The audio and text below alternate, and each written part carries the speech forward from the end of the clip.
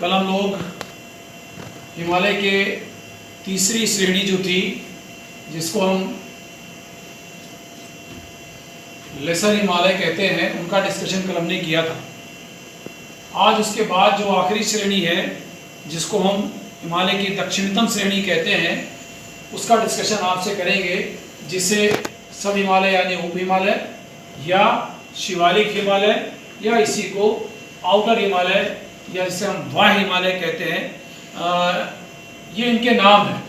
उप हिमालय, शिवालिक हिमालय या वाह हिमालय, ये हिमालय पर्वत की श्रृंखलाओं में सदर्न मोस्ट रेंज है, दक्षिणतम श्रेणी है, जिसका विस्तार पंजाब के पोटवार पठार से लेके और पूर्व में यानी पश्चिम में पोटवार पठार और पूर्व में कोसी नदी जो है, खासतौर से जिसको हम कहते हैं बिहार का शोक, कोसी नदी, तो पोटवार पठार से और कोसी नदी के मध्य इसका विस्तार है लगभग 2400 किलोमीटर की लंबाई में। तो ये सारी श्रेणियां लगभग इसी लंबाई के आसपास विस्तृत हैं, जिनमें से एक ये शिवालिक श्रेणी भी है। इसकी खास बात यह है कि हिमालय की सभी श्रेणियां एक दूसरे से अलग हुई हैं थ्रस्ट के द्वारा, जिसको हम फॉल्ट कहते हैं, उसके द्वारा अलग हुई है। जैसे हमने इससे पहले बात की थी कि जो ट्रांस हिमालय है, उसके बाद जो ग्रेटर हिमालय है, तो ग्रेटर हिमालय और जो हमारा मिडिल हिमालय था, उसके बीच में एक थ्रस्ट पाया जाता है, जिसको हम कहते हैं मेन सेंट्रल थ्रस्ट। इसी तरह से जैसे अगर आप मैप देखें तो इस मैप से आपको दिख जाएगा क्लियर, ये जो श्रेणियां हैं, इन श्रेणियों में यहाँ देखें कि जो ये हमारा ग्रेटर हिमालय था और उसके बाद ये हमारा मिडिल हिमालय है, इन दोनों के बीच में एक फॉल्ट लाइन पर एक फॉल्ट है, एक थ्रस्ट है, जिसको हम कहते हैं मेन सेंट्रल थ्रस्ट। उसी तरह से इस लेसर हिमालय के बाद और शिवालिक हिमालय जो है, ये शिवालिक हिमालय, लेसर हिमालय, इनके बीच में जो श्रेणी पाई जाती है, जो थ्रस्ट पाया जाता है, उसका नाम है ग्रेट थ्रस्ट। ये था मेन सेंट्रल थ्रस्ट और ये ग्रेट बाउंड्री थ्रस्ट है, ये जिसको हम कहते हैं। तो यहाँ एक थ्रस्ट पाया जाता है जिसको मेन बाउंड्री थ्रस्ट कहते हैं, मेन बाउंड्री थ्रस्ट और मेन सेंट्रल थ्रस्ट।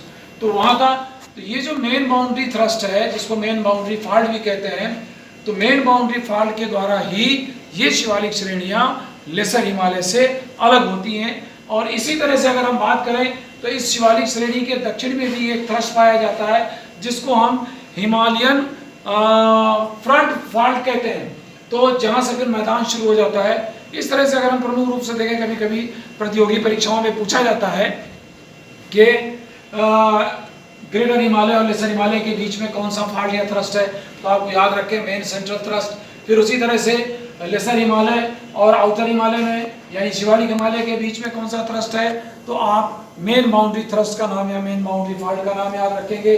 फिर कभी कभी ये पूछा जाता है कि शिवालिक श्रेणियाँ मैदानी भाग से यानी उत्तर का जो विशाल मैदान है, उससे किस थ्रस्ट से अलग होती हैं, तो उसको हम शॉर्ट फॉर्म में HFF यानी हिमालयन फ्रंट फॉल्ट जिसे हम कहते हैं, हिमालयन फ्रंट फॉल्ट। तो ये तीन तरह के फॉल्ट हैं जो इन रेंजेस को सेपरेट करती हैं, अलग तक करती हैं। यही बात हमने यहाँ देखी थी। जैसे हम बात कर रहे थे इस फॉल्ट की, मेन बाउंड्री फॉल्ट जो लेसर हिमालय से शिवालिक हिमालय को अलग करता है, मेन बाउंड्री फॉल्ट। इसको जो है अलग अलग लोकल नाम है, चूंकि दक्षिणतम श्रेणी है, यहाँ घनी आबादी भी पाई जाती है, खूब सारा बसाव भी है, यहाँ लोगों ने अलग अलग इसका नाम रख रखा है। जैसे गोरखपुर के आसपास इसको मुंडवा कहते हैं, और जब हम और पूरब की तरफ बढ़ते हैं, इस श्रेणी को चूरिया मूरिया कहते हैं। इसको जरूर आप याद रखेंगे नाम, कभी कभी प्रतियोगी परीक्षाओं में पूछा जाता है कि चूरिया मूरिया क्या है। तो this is the name of Shivalik श्रेणी इन द ईस्टर्न पार्ट। ठीक है, पूर्वी इलाकों में शिवालिक श्रेणियों को कहा जाता है चूरिया और मूरिया, जैसे इसको गोरखपुर के आसपास मुंडवा कहा जाता है। इसकी औसत ऊंचाई 1000 से लेके 1500 मीटर है। कुछ किताबों में थोड़ा कम भी मिलेगा आपको, ये 800 से 1500 या 1200 मीटर मिल सकती है, ये थोड़ा मोड़ा वेरिएशन मिल जाएगा।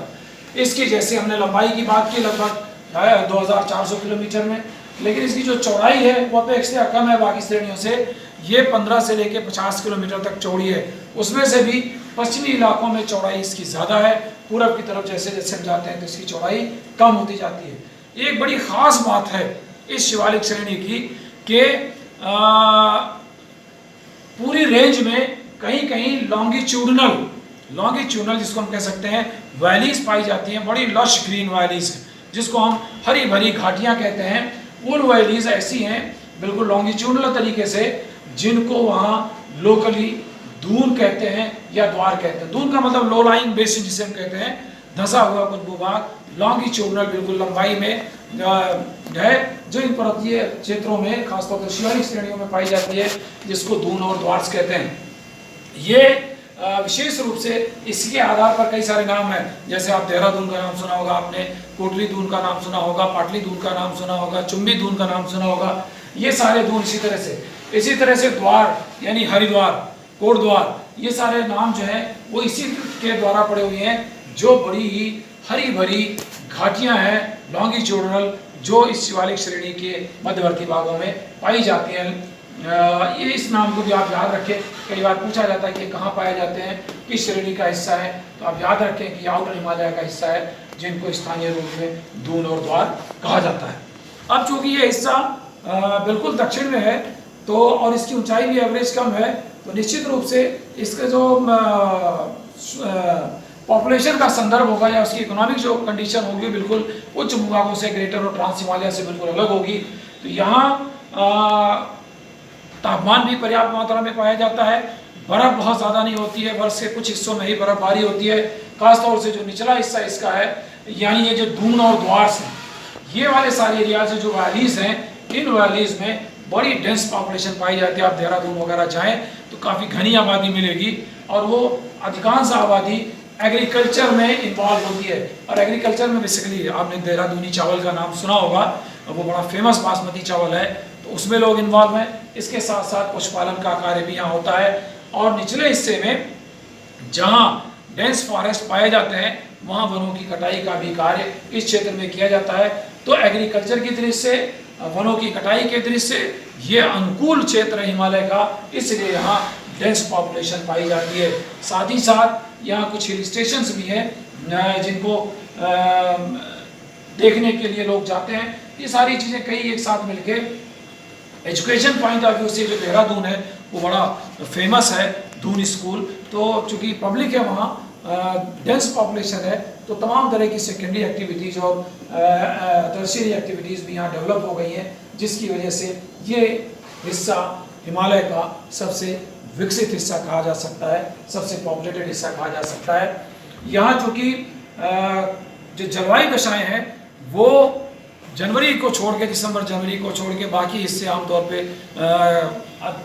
अधिक तापमान के होते हैं, जिसकी वजह से यहाँ जो फॉरेस्ट पाया जाता है वो पतझड़ वन पाए जाते हैं, जिसको डेसिडुअस फॉरेस्ट कहते हैं, जो आमतौर पे भारत के मध्यवर्ती भागों में भी पाया जाता है, क्योंकि जहाँ वर्षा कम होती है वहाँ पतझड़ वन पाए जाते हैं। ये वन भी डेसिडुअस प्रकार के अधिकांश हिस्सों में यहाँ पाए जाते हैं। अब चूँकि हमने इससे पहले देखा था कि जो ग्रेटर हिमालय है या लेसर हिमालय का उच्च भूभाग है, वहाँ जो है वो कोनिफरस टाइप के फॉरेस्ट पाए जाते हैं, क्योंकि बर्फबारी ज़्यादा होती है, सर्दी ज़्यादा पड़ती है। यहाँ सर्दी कम पड़ने की वजह से और बर्फबारी कम होने की वजह से, या लगभग जो है निचले हिस्सों में नहीं होने की वजह से डेसिडुअस फॉरेस्ट पाए जाते हैं। ये सारी चीज़ें जो थी ये हिमालय के श्रेणियों के बारे में थी। तो मैं समझता हूँ अब आप लोग, काफ़ी सारे लोग जो भी यहाँ हैं वो सब क्लियर हो गए होंगे इस बात से कि हिमालय के जो, अगर हम उत्तर से दक्षिण की तरफ इनका विभाजन करें, जिसको हम भौगोलिक विभाजन कहते हैं, ये जो 4 श्रेणियाँ हैं, ट्रांस हिमालय, ग्रेटर हिमालय और लेसर हिमालय और शिवालिक हिमालय, उनका वर्णन काफ़ी विस्तृत रूप से हम लोग कर चुके हैं। इनका मानचित्र भी हम देख चुके हैं, तो इनको आप अच्छी तरह से देख लेंगे। बाकी जो इसका लॉन्गिट्यूडनल डिवीज़न है सिडनी बुलार्ड का, उसका हम सिर्फ नाम आपसे डिस्कस किया, उन्हीं के हिस्से को भी हम थोड़ा मोड़ा डिस्कशन आपसे करेंगे क्लास में। और इसके बाद एक जो ज़रूरी पार्ट है कि इतना जो चर्चा हमने की हिमालय की, इसका महत्व क्या है भारत के संदर्भ में, ये हम आपसे अगली क्लास में डिस्कस करेंगे। आज हम अपनी बात यहीं ख़त्म करेंगे। Thank you.